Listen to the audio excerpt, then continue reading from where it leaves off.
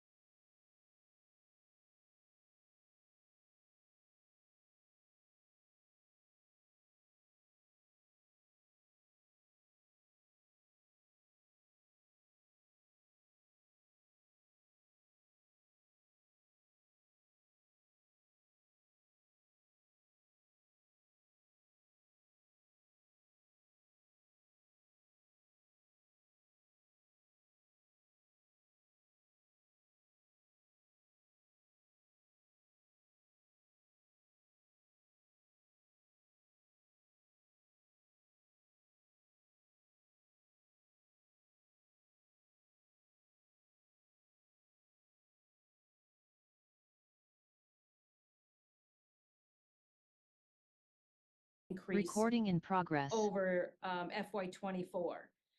The city allocation is 301.4 million. That's only a 3.9% increase over FY '24. And the school allocation is 627.2 million, which is a 6.7 increase over FY '24. As you can see, we grew less this year, 1.9% less. If you look at last year from FY '23 to '24, the budget grew 7.2%, and the city side grew 5.8%, whereas this year, the city side only grew 3.9%. So we really are trying to manage growth. Okay, I'm so sorry, sorry. excuse me, Susan, yes. Yeah, I'm not pulling this up on my end, which means no one else is pulling it up. So it doesn't look like it's the 19 link. But I know. I mean, I'm Those people are really at my absolute wit's end with this. How did those people join? Good question. Yeah, who are those? They have to go on the city council link, not the subcommittee link. Our staff is on, that's Madison, and they're our staff. Mr. President, do we have the other councils joining us? So I'm admitting people as they're coming. I don't see any other counselors joining remotely right now.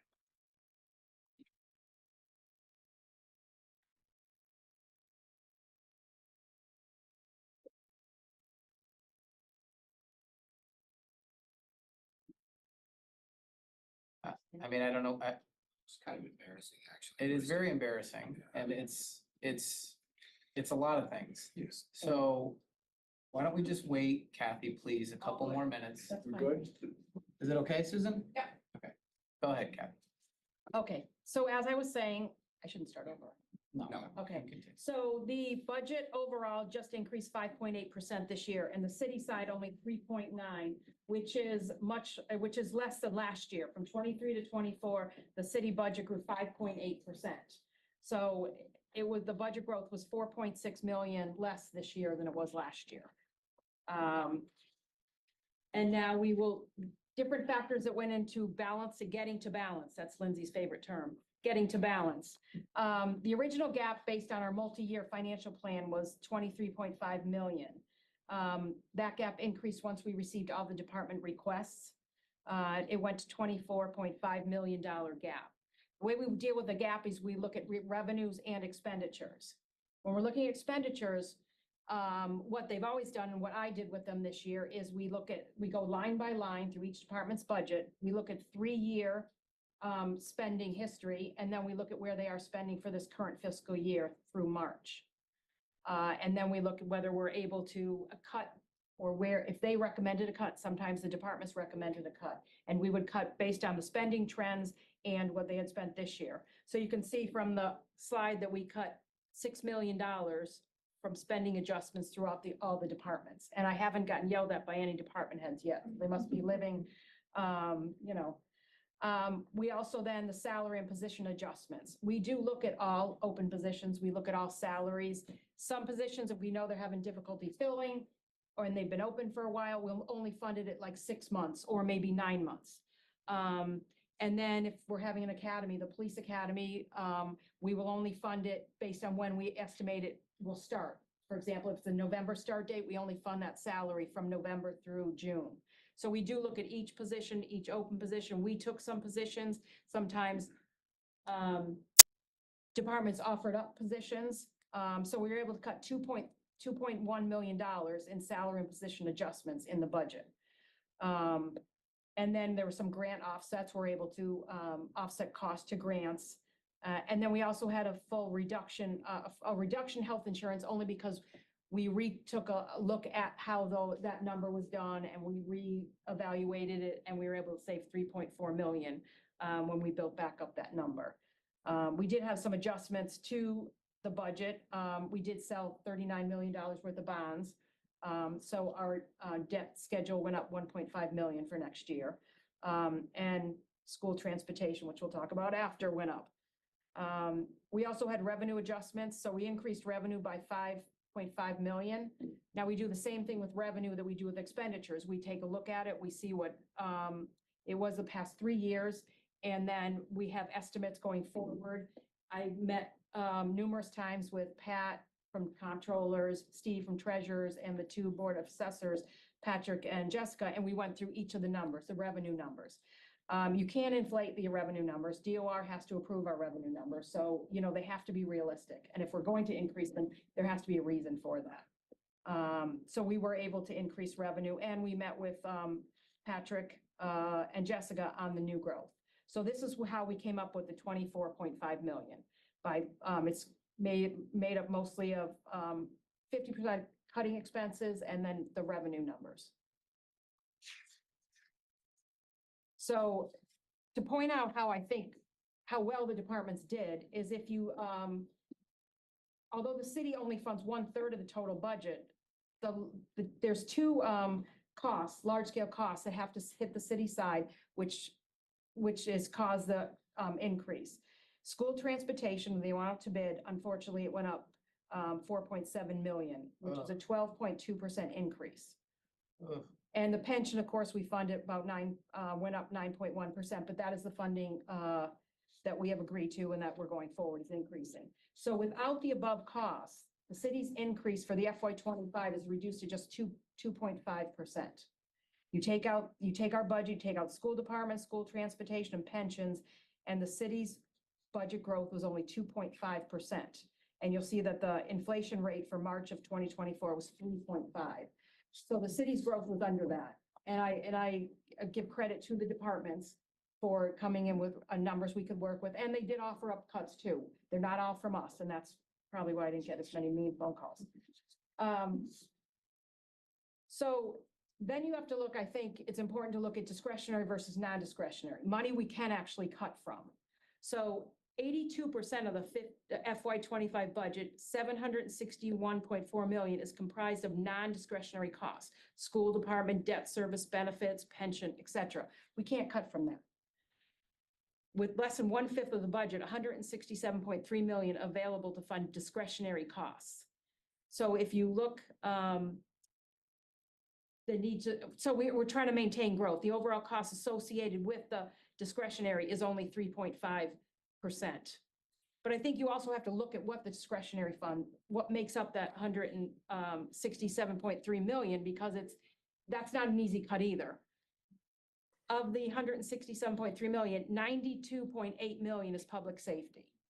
So you take that out, and then public works, trash, sidewalks, streets, et cetera. A DPW is $20.5 million of the 167.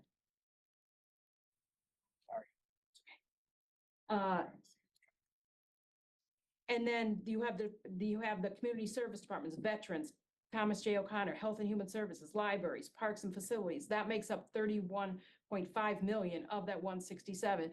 So you start chipping away at actually discretionary funds that you can cut. I'm not saying you can't cut. It's a difficult cut. And if you're going to cut, there'll be core services, city services that will be cut. City support services, 311, city clerks, election makes up 3.9. And then admin and finance departments is 18.6, but that's actually makes it so the other departments can run. So you kind of need them too. But it's important to see that discretionary funding, although you say it's 167 million, a lot of the costs will be hard. It will be a hard cut. Public safety, DPW, parks, So this next slide shows you how much each department did go up from their 24 to their 25 budget, and the exact percent. And that the departments overall, it only went up 3.5%. This discretionary funding only went up 3.5%. I do want to point out the Parks Department looks like it went up 14.4%. That's only because the million you approved in free cash, that's in there. I tried to get it out. I was trying. I had all these people lined up. So that number does look skewed because we had to go from the 24 adopted, not revised. So that does so, but there was $1 million in free cash that was approved. And you can see that most of the departments didn't go up. And I encourage you, you will be meeting with the departments over the next, there'll be 3 meetings. And if there are questions you have, if there are cuts you see or positions you want to cut, if you could just talk to the department heads about that so you get the full impact of those cuts, because they can speak to it better than I can. So now we have the revenue estimates. So for all the expenditures, you have to have revenues. So Am I supposed to be looking at something? Yes, Counselor Walsh, can you see the screen that's being shared? No, Okay, well, I can see you guys, but I can't see a screen. we're having all sorts of technical issues today, but we're just doing the best that we can, and Focus is working I can email it on out. it. Susan is gonna email out the presentation to everybody right now, Wait, no, but no, I don't have it yet. If they, we were going to email it at the end of the when meeting. she gets it, she'll email it around to everybody, but for right now, Counselor Walsh, you just have to bear with us. Okay, Apologize. Thank you. Oh, I'm sorry, I skipped a slide, didn't I? The non-discretionary funding. Hold on, sorry. Now I was trying to make sure I was sharing and now I'm messing this up. Okay. Sorry. Okay, and just the non-discretionary funding, the school department, school transportation, pension, pay-go, state assessments, parking contract, debt service, museums, and benefits. Those make up the non-discretionary funding. Who puts that label on them? Is it you guys or is it? Like, there's about 7 or 8 categories. I mean, for me, like pension, I know it's not discretionary, but somebody, Yeah, I think we did, the school department, you have to meet net school spending, school transportation. I mean, that's the city responsibility. The pension, pay-go is required by city ordinance, state assessments, the parking contract, that brings in revenues.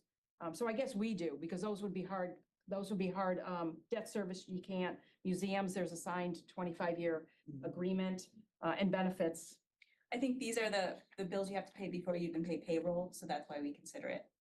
yeah, I get the concept. I'm just, and I trust you guys. I just asking. Yeah. That's all. Like that $1 million for is that $1 million for the museums? Annual, Yeah. 1.3 million. that's the thing that lets people go for free and That's the Other- contract the city has. with other us. stuff. Yep. Yeah, I didn't know that till 2 weeks ago when I asked that or something. yeah, I think it's a 25-year contract, correct? Yeah, So do you have more in your presentation or? I do. Okay, continue, please. So now we have the revenue estimates. State aid went up 5.4%. We're using the governor's number, which seems to be the right. The House cut it, but then the Senate increased it back up. So, and their revenues for March were good. So we're assuming it's going to go back up there. The local resources went up 8.2% and property taxes, we estimated 4.5% increase. So as I said, to fund the budget increases, we need the revenue to do so. And the chart on the right shows. So a majority of our funding, so overall our funding, our revenues went up only 5.4%.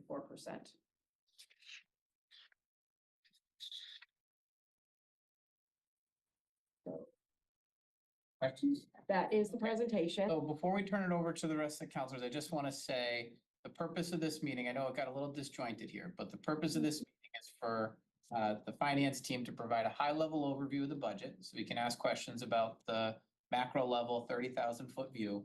We do have 3 meetings scheduled in committee of the whole starting tomorrow with department heads. We can have specific department questions at that time. But we have another half hour, I believe, or so for questions at this point for the capital and the finance team. Counselor Dopp. Thank you, Mr. President. Kathy, thank you for the presentation. It was excellent. Question for you. With non-discretionary funding, is that the minimum amount that you showed us that we must fund either because it's state law or city mandate? Yep. Yep. So whatever numbers we saw, that's the bare minimum. Correct. Yeah, we're not overfunding our school department. We're not overfunding pension. We're not overfunding anything. Okay. Now you talked about, believe, I took some quick notes as you were talking. You talked about an increase of 5.4% in revenue. Mhm. Can you elaborate a little bit on that? How did that come about? What was the biggest revenue increase that we saw? So the state aid went up 5.4%. Mhm. And local source revenue went up 8.2%. What we did is we sat with all the revenue historically, and we met with, we went over with Steve, investments with Steve, those went up. We met with the code enforcement, Steve Desolate. We increased the permits based on his estimation. And we went through line by line of all the revenue and increased where we could, and we thought they were realistic. But as I said, they have to be realistic because Department of Revenue does look at those numbers. So when you said that you increased the permit, are you saying We did. We permit increased fee or permit? permit fees, yes. We didn't increase, we increased what we were going to take in revenue. We didn't increase the amount we charge. And Oh, building permit revenue. Building permit Oh, revenue. so you increase the fee, you increase, Right, yeah, correct. the amount that came We in. expect more construction We activity. expect more construction. I mean, the Eastfield Mall Yeah. project is It's going a to bring in rough- substantial, and we anticipate that coming in. But I thought you said that we didn't have, in comparison to last year budgets, we didn't have much of a new revenue growth, is that No. correct? How much do we have? I might have missed that. How much did we have this year? in revenue? Total revenue growth from FY24 revised numbers with the updated state budget, 47.3 million. And for this year, when we, That's this year. that's this year, can you compare that to the last budget in 2023, I believe. Yeah, so I mean, expenses and revenue are gonna kind of be the Yeah. same increases. So if you go back to the first slide, I think we showed FY 23 to FY 24. So the increase in FY 24 would have had to have been 59 million. Okay. Okay, all right. And my last question, because I do have more questions, I don't want to take all the time. You talked about, Kathy, $1.2 million that were eliminated in salaries and positions, I think. Does that mean those positions were cut or what does that mean? Some positions were taken, some vacant we did take that had been vacant for more than a year. Some positions that they've had trouble filling, we only funded for maybe 9 months or 6 months. And then we staggered the academies based on when they were gonna start. So we went through each department and we did that, but we did take Would some. you be able to tell me, Kathy, who took the bulk of the cuts in positions / salaries? Where was the biggest? If you look at it line for line, you might see facilities, but that's because they moved two facilities positions to different departments. So you'll see a reduction in facilities, but they moved, one position went over to parks. It's a wash at the end. Correct, it's a wash because you'll see an increase in parks, for instance, of one, and it will kind of wash out. And obviously it will not impact services. Yeah, but we didn't necessarily take a ton of vacancies from any one department. All right, thank you. And some departments offered up some savings, Really? yes. Yep, the Yeah. libraries offered up two Yeah. positions. Let's make sure that we take them to lunch on Tim's. On Tim's card. All right, thank you, ladies. Thank you, Mr. President. Thank you, Counselor Davila. Any questions? I have, Counselor Delgado? no, I just had some comments. I mean, first of all, thank you guys for the work you put into it, especially the care that you guys are, thinking ahead of like whatever the future economics are gonna be, because that was gonna be one of my main concerns and questions, is seeing what the state has been doing with their budget, particularly with two areas where they were cutting and they did some nice C cuts. It was good that the last revenue numbers came in over mark, and hope that that continues. But if that doesn't continue and we're expected, and they haven't touched state local aid yet, I guess, do you have any concerns about that and what you're seeing moving forward? I mean, obviously not if you're putting this up. I don't, we're very concerned about 26. Mhm. So, and that's why we are trying to, unfortunately, like, what you won't see in this budget is anything new. It's just maintaining core services. I think the only new thing in this budget is we are going to an online permitting system, and I'll let Steve Desolate speak to that one at his meeting. So usually the mayor will highlight, these are all our new initiatives. There really wasn't anything to highlight because we have to maintain core services and we can't go up much. We can't add things given the uncertain economic times coming ahead. We have no idea what's happening with the state. They have a huge migrant issue. And who knows what's going to happen in November at the federal election. I mean, it's anyone's guess. So we're trying to be very careful, and we do see to be fine. And I do think our numbers are going to come in with the state fine based on their March revenues. But I think 26 is where we have to be very careful. And I think we have to set ourselves up. And if we start, and I don't even know if I want to say this, but if you start using reserves now, you're just going to set yourselves up. I mean, it's just not a good thing because we don't know. And we have finally gotten to a position where we are not in a great position, but we're in a stable position. And given the uncertainties going forward, we have to stay here and we have to maintain just core services. And that's all we're doing in this budget. And that's the most fiscally responsible thing the mayor and the city council can do, is to try to just continue down the road we are until we know what's going to happen. And then I guess my other question to that, and I could totally appreciate, the care that you guys took to it, because that was gonna be my number one thing, and the fact that you did that. I guess my other thing is, this being my first budget cycle with the council, is trying to understand with the increase, what the impacts are gonna be for tax rates in the fall, in terms of, I mean, I know that's always a big thing, and so I wanna know and understand that now and not wait till the fall to figure out how that works. So. I mean, that's a tough question. I can tell you, that everyone acknowledges we used one-time revenue, the other source, to fund tax relief.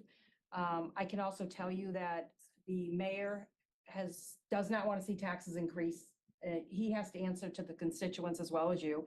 So he has made a commitment to me, and I am making commitment to you, that at tax time, he will consider free cash.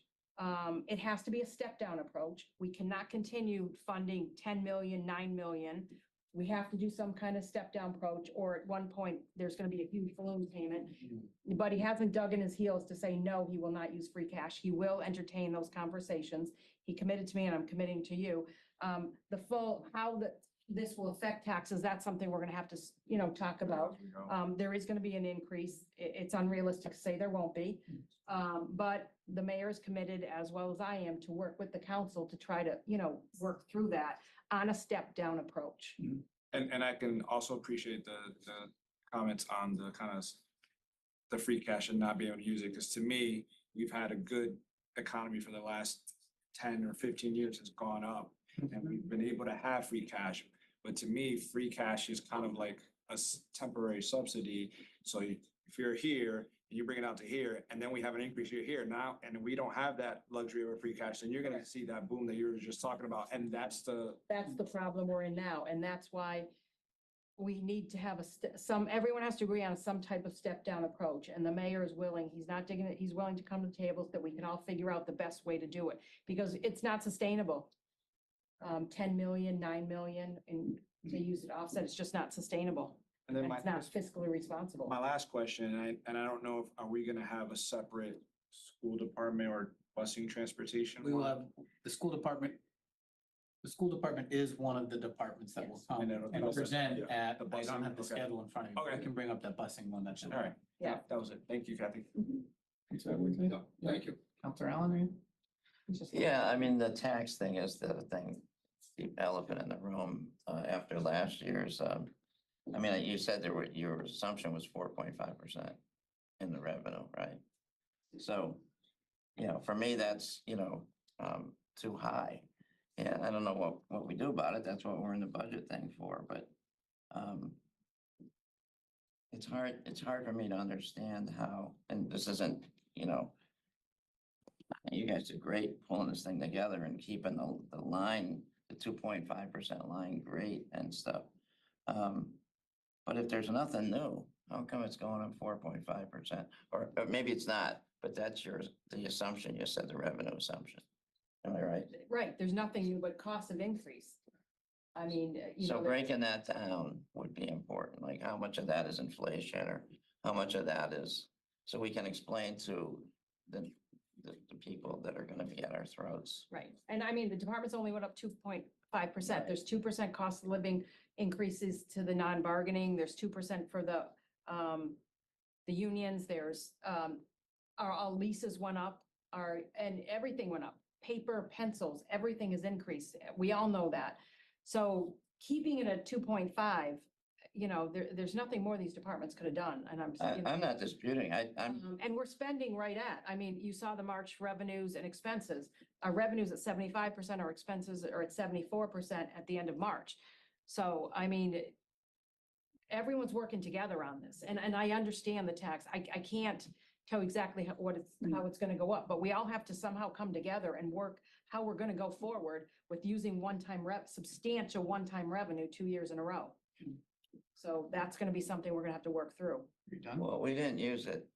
Last year, the only revenue we used, I think, was the 2 million from the, And the 7. No, we free use another cash. 7. Last year, we had a total of 9 million, Yeah, the total. and the year before, 10 million. Yeah, I know it was 10 and Something 9, I didn't know it was last year. 10 and 9, we have to somehow go down. It's just not sustainable. No, I know, I So, just was off. I mean, years. the departments, in my opinion, did their job. You will have a chance to talk to them, ask them questions, see if there's any more, but, So, Mr. President, I can't find the raise your hand button here. 1 second, Counselor Walsh, we'll get right to you. Counselor Allen, are you done? Yeah, I'm done for now. Okay, Counselor Davila, then Counselor Walsh, and then I'll go back. Thank you, Mr. President. More of a comment to Council Delgado, maybe to shed some light. Council Delgado, in the last, and please ladies, correct me if I'm mistaken, in the last 4 years, I believe we're giving out a total of $22.5 million in tax relief. And this is something that began because of the COVID situation. I've been kind of like looking at this come for a little while now, and I agree with the comments that the council has made that at some point we need to come together and figure something out. I don't necessarily share the opinion that we need to step it down. With that being said, I think that if this is the will of the council, if this is something the council wants to pursue, of course, we need the other equation, which is the mayor, to talk, because we are co-equals and we need to come to an agreement together. And so with that being said, if we're gonna do anything with it, the time to do it is now, not in December. So in December, what's going to be is just gonna be a show. You know, because if we order the food now, we have to pay for it in December. It's simple. You know, whatever we're coming to now in this budget season, we have to pay the bill in December by way of tax factor, which is what we said, not actual tax, so tax factor. And so with that being said, I have to the benevolence of our beloved president, we have a new committee, which is called the Pilot/Revenue Committee. And what we're looking at is ways to enhance revenues. And so the appropriate time that we'll be giving a more detailed report to the council, but we are actively trying to figure out ways to help increase revenue, because I do share the sentiment that we need to be careful. We cannot give the store away, but we need to, now that this Pandora's box of tax release is open, putting a lid on it is going to be pretty difficult. And then you get into the conversation, we say more appropriate to do so, because this is a very polarizing issue. And so, but we also have to be realistic with what we have in terms of budget. So just to maybe some light, and I'm sure that issue is like Councilor Allen says, the big gorilla in the room that we will at some point have to wrestle with. So I hope that gave you a little bit of Appreciate that. well with that. So thank you, Mr. President. Thank you, Councilor Davila. Councilor Walsh. Thank you, Mr. President, and thank you, everybody, for your presentation. I'm at a slight disadvantage because of all the technical difficulty, because I didn't hear the beginning of or see the beginning of the meeting, but I am getting a sense that this budget presentation is very different than the ones that we've had in the past. And did I keep hearing cuts? Am I getting a message? We did make cuts in the department's budgets. Some departments offered up some cuts. We did reduce some we did take out some funded vacant positions, and we did fund some positions at 9 months or 6 months. And then we did cut the funding for the academies to when we thought they would actually start. But we did go through everyone's budgets. We looked at their historical spending for 3 years, what they've spent so far this year, and we did make cuts. You know, and you did mention, and every year it's a big problem, the school transportation. I mean, you know, we all wish that wasn't on the city side of the budget. It would certainly make a huge difference. But, you know, there's a lot of things that come up during the year that aren't in the budget that the city council funds. You know, just look at all the different things we've have to done for the law department. So, I mean, I'm a little concerned about the message that I'm hearing right now. Thank you, Councilor Walsh. Councilor Delgado. I just had a follow-up question. Where is it here? When we do the presentations, do the departments give out line items, or is it just all budget as a It's all whole? based on this book. Based on that? And then they'll come up and make a presentation, and then before they finish their presentation, councilors will ask questions. Which It's much more interactive on a department. Which I'm doing my best getting through the book. Yeah, good. I That's awesome. think I got through 30 pages in the last 3 days. Pretty good. On top of doing the yard work. 450 to do. But, and I appreciate the PDF version, so I can actually, you know, walk around with it. The other piece, you mentioned kind of staff reductions and savings and cuts. And I've heard from a lot of different departments about I guess, their need and not being able to find people and whatnot. Then somebody brought up the example of the law department using outside folks to fill their need, and we've had to do a transfer there. I guess, how are we relying on a lot of consultants for a lot of departments? And if so, do we know like how much each department has and whether or not those consultants are saving us money or causing us greater expense versus having a full-time employee? Because I'm just curious to know that piece per department and whether or not that's gonna be something that they're gonna talk about. So I think that would be something you talk to the, each department. I think that a law department has increased their use, but we've also had a part-time city solicitor. Now we have a full-time city solicitor. But I'm not gonna say it is difficult for the law department to find staff. But I think that's something that when each department comes up, that's something you could ask each department. Yeah, and they I can- just like to see it like as a whole, like how much is that impact and how much are we relying on on outside consultants as a whole? Whether it's to cover employees because we're having difficulty or whether it's. I don't think we have many that we cover. Yeah, I mean, definitely, to your point, it has definitely gone up and, hiring is an issue everywhere, not just Yep, here. yep. If we could pull out specifically consultant work, it would take us some time because it's wrapped up in a line item with a lot of other things. But the ones that I can think of off the top of my head that are using consultants kind of to backfill some work that normally would have been done with staff is probably the law department for the most part, and procurement has a small consultant contract. And overtime's the other big one. That's where it gets into when the staffing through attrition or otherwise is low, they have to spend more on OT, and that's primarily police and fire. Right. Yes. And then the other questions I have are more for the departments in terms of like, because I'm also curious, what are revenue generating positions? Are we eliminating revenue generating positions? So I think of, you mentioned, building code, right? And I know those bring in money, are we cutting things like that technically might be saving a few dollars, but if we had the positions filled, then we'd actually be making more money. Yeah, well, no, we don't cut any of those Okay. positions, and then they're struggling to find staff, especially building inspectors, But but it's a no. great question and it's a great way to Yeah. look at it. For sure. That's because I'm trying to think Yeah. about it. I know that one particular, but I don't know how many other departments are I guess, structured in that way where we do have those kind of revenue sources. Could the finance team maybe get Counselor Delgado some type of analysis on maybe specifically inspect procurement and law department and the use of consultants? Definitely. Yep. Sure. I think probably doing it across the whole city is too big a lift. Yeah. To do And this if we time can of think year. of any, also, we'll put it together and we can put, the costs involved and everything. Yeah, I'm just trying to understand like the other piece of the employee piece, how that impacts the budget. But also, I know we have consultants all over the place. I mean, everywhere. So Yeah. trying to understand that piece, how much outside, Right. how much are we depending on outside folks? Right. For work? Yeah. Well, big difference though between consultants like in the planning department who have an expertise that like Exactly. is Yeah. never covered by Right. internal employees Right. versus consultants in the law department, which is just, we don't have enough lawyers. Correct. So you're getting at the consultants that are Well, replacing both, you're saying. In general, I see. consultants people that we're paying that are doing work for us that do not belong to the city. Yeah, we can look Planning at is that. probably the other big Right. one. Yeah, Cause I know and- like on the audit side, like, Young Noah was talking about like, for example, we had a cybersecurity audit. And that's just Right.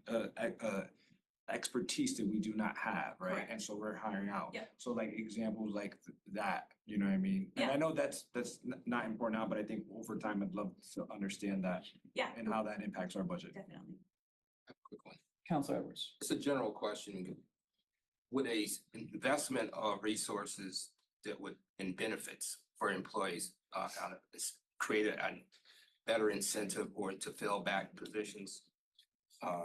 I guess what I'm saying is it, obviously, if we were, when you talk about it, or when I'm suggesting that we increase benefits, if we were to create some type of thing that would make it more advantageous for it to be an employee of the city, could that in a maybe over a period of time, increase the efficiency of the city government and actually make it more financially stable? Yeah, I mean, it's something we've always talked about. We've never moved forward on anything, but I mean, I don't know what the logistics would be, especially with the unions, but I mean, like a sign-on bonus or something like that.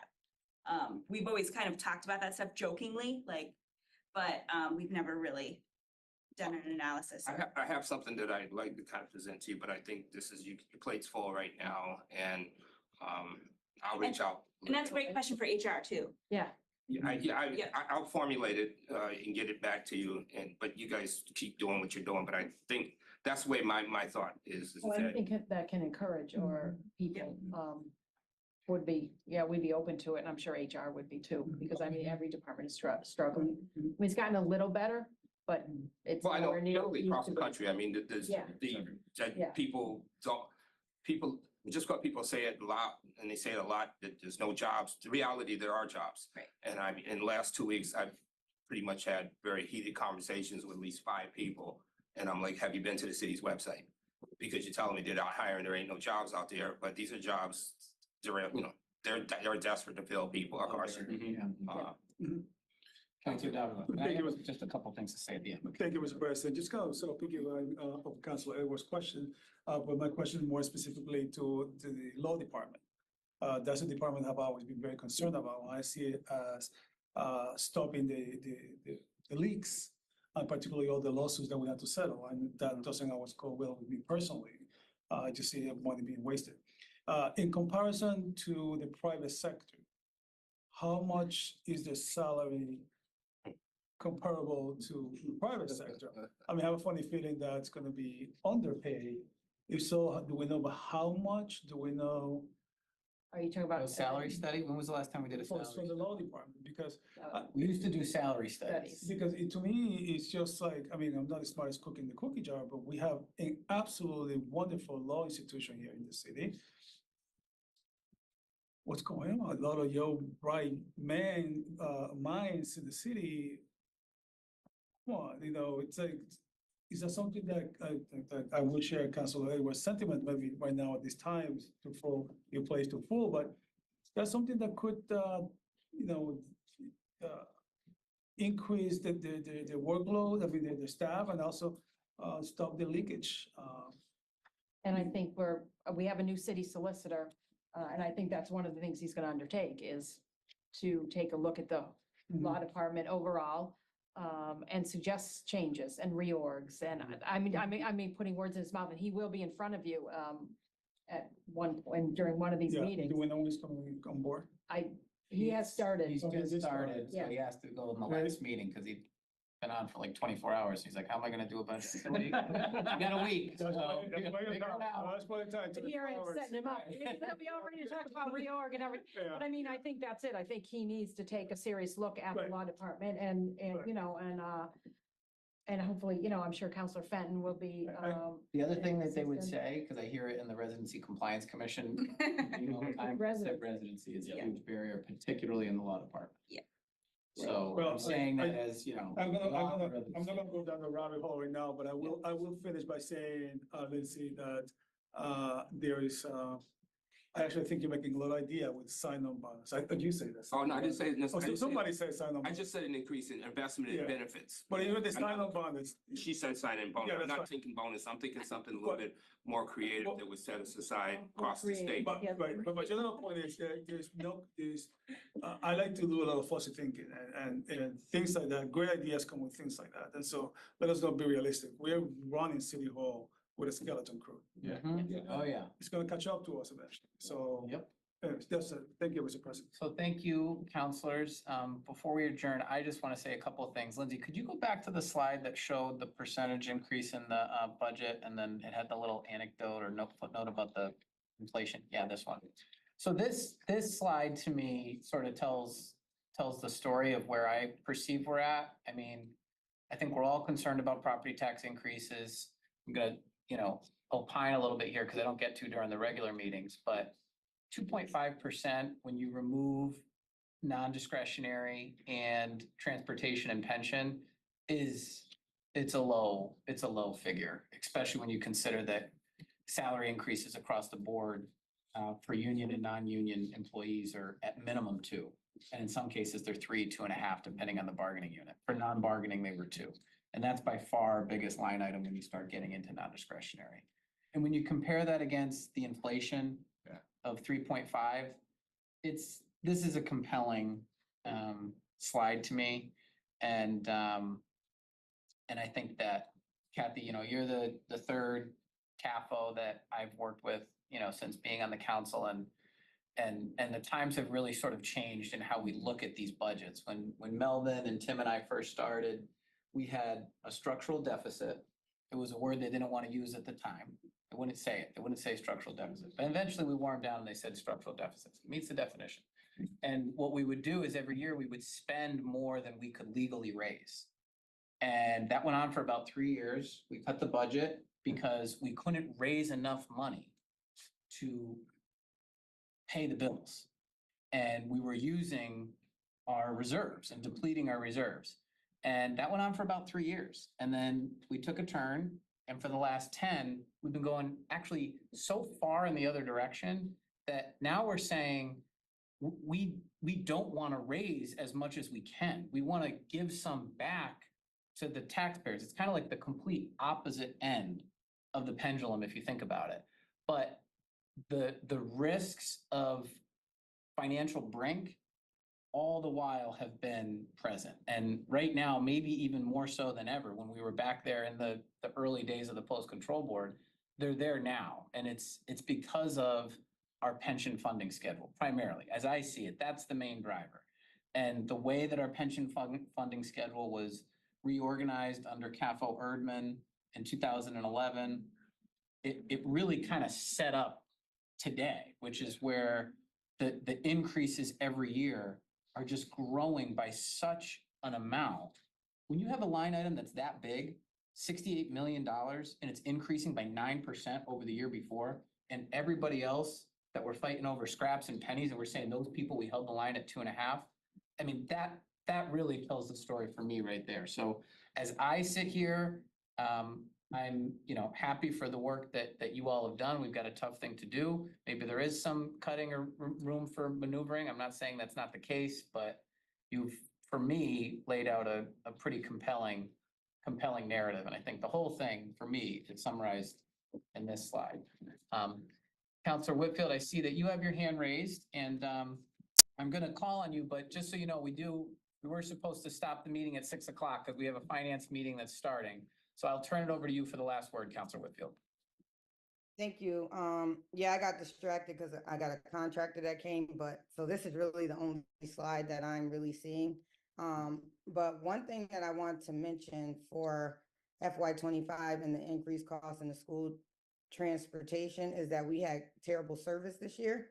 And so I don't know if that school transportation cost is because we're going to be outsourcing to more than one transportation company, even if it's for special services, but that needs to be looked at. And as far as the pension go, isn't this the schedule that we put in place?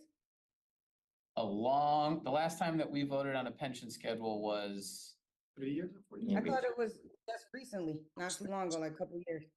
was there another pension schedule? I think, two I or 3 remember years when it ago? was got on, Council. The Well- retirement board votes on their schedule every 2 years. It's possible, Right. Counselor Whitfield, but what Yeah. my reference, if you're speaking about my reference was to the material change in the pension schedule that we did in the early 2010s. With the control board. Yeah. Yeah, I was there with the control board at the finance department, not the city council. Well, right at the end, I started in 2010, but, yeah, so I just wanted to say, this is what we did, and school transportation line, I'm waiting for the school department, because I do want to dig deeper into that, because actually, the transportation this year was, really horrible. And if we're increasing the line, then our, level of service should also increase, for our students and their safety. Thank you. That's it. Thank you, Counselor Whitfield. Okay, so we're gonna adjourn this meeting, and the public is welcome to attend the Finance Committee meeting, which will be starting as soon as we get off this film. Thank you very much. Our next budget meeting is tomorrow night at 5 p.m.